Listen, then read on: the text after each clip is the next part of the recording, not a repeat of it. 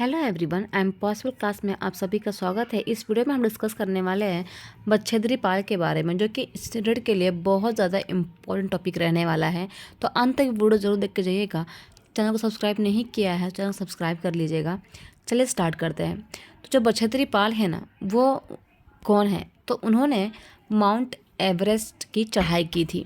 Okay, तो India की ये फर्स्ट वुमेन है जिन्होंने माउंट एवरेस्ट की चढ़ाई की थी, और वर्ल्ड में इनका 5th रैंक आता है।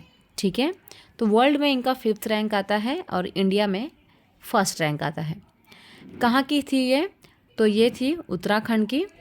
ओके, गढ़वाल एरिया की थी वो, और जो उनका गांव का नाम था वो था नकुरी विलेज। ओके, नकुरी विलेज की थी, याद रखेंगे। उत्तर प्रदेश में गढ़वाल जिला, नकुरी विलेज की थी। कौन? बच्छेद्री पाल। ठीक है, इसके बाद वो जब थोड़ी सी बड़ी हो गई तो उन्होंने नेहरू इंस्टीट्यूशन ऑफ माउंटेनियरिंग में एडमिशन लिया। ठीक है, जो कि कहाँ था? उत्तरकाशी में। तो इसके बाद नेहरू इंस्टीट्यूट ऑफ माउंटेनियरिंग में उन्होंने एडमिशन लिया। जो उनके गाइड थे ना, उनको गाइड कौन करता था? ब्रिगेडियर ज्ञान सिंह। ठीक है, तो वो क्या करते थे? उनको गाइड करते थे। इसके बाद 1984 में उनका सिलेक्शन हुआ। किस चीज़ के लिए?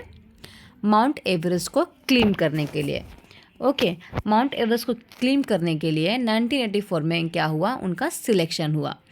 और जो माउंट एवरेस्ट है ना, उसकी जो पीक है वो इतनी पतली है कि यहाँ पे सिर्फ 2 लोग ही खड़े रह सकते हैं। ठीक है, तो जो बच्छेद्री पाल है उन्होंने 43 मिनट्स वहाँ पे स्पेंड किए। ओके, हमारा इंडिया का झंडा उन्होंने वहाँ पे गाड़ा और 43 मिनट्स उन्होंने वहाँ पे स्पेंड किए। ये एग्जाम में क्वेश्चन आता है कि जो बच्छेद्री पाल है उन्होंने कितने मिनट्स स्पेंड किए थे? तो 43 मिनट्स वहाँ पे स्पेंड किए थे। ठीक है, वहाँ पे कितने लोग खड़े रह सकते हैं? जैसे कि मैंने पहले बताया, 2 लोग ही खड़े रह सकते हैं। ओके, जब हम ऊंचाई पे चढ़ाई करते हो ना, तो ऊंचाई पे चढ़ाई करने के लिए हमें क्या चाहिए होता है? बहुत ज़्यादा ऑक्सीजन चाहिए होता है, क्योंकि जब जितना ज़्यादा ऊपर जाते हैं उतना ज़्यादा टेम्परेचर जो होता है वो कम होता रहता है।